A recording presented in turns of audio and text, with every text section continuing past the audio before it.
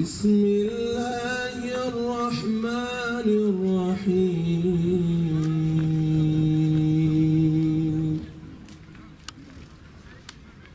ألف لام را تلك آيات الكتاب المبين إنا أنزلناه قرآنا عربيا لعلكم تعقلون. Jako sam iznenađen jer baš smo bili srećni kad je prvi dan došla inspekcija i bager i to. Bili smo srećni jer smo sačuvali našu Božju kuću, ali u suprotnom u 3 ujutru su došli i baš nam je bilo baš po stresu sam bio i zaplakao sam, iskreno da kažem, jer baš smo hteli da nam ovo uspe. I pravo da vam kažem, Srbija je naša, mi smo Romi, to je tačno da mi nemamo zemlju i tako to, ali Srbija je naša i mi želimo naša prava, zapravo da kažem. نحن نقص عليك أحسن القصص بما أوحينا إليك هذا القرآن وإن كنت من قبله لمن الغافلين.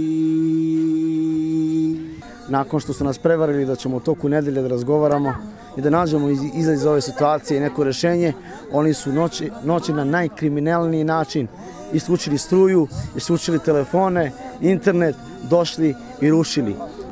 Kada sam stigao ispred, oborili su me na zemlju, bosog su me odveli, stavili su mi lisice, iako sam im rekao ko sam, šta nas briga, šta nas boli uvo, ko ste vi. Odveli smo ka živo ćemo te odrati, rekao baš da vidim. Zbog čega ste se odvažili da zidate džamiju bez dozvole, bez adekvatnih papira? To je isto kao da ste pitali zašto su se odvažili da se sagradi naselje Plavi horizonti, Altina, ovo naselje koje živi od 60 godina, crkva koja je sagrađena isto na taj način.